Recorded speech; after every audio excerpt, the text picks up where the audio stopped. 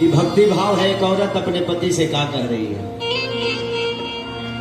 कि सुन ले बानी ये राजा कि वहां सब कुछ मिलेगा,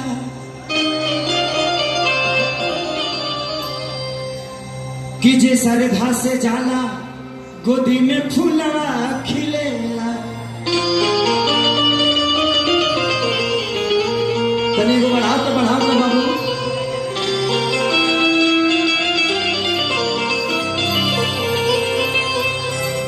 कि सब जे दे घर जाला वो हो जाला संत हो, कि बाबा के दरबार में आइल बाड़ी देखो ना गुंजन पंत हो।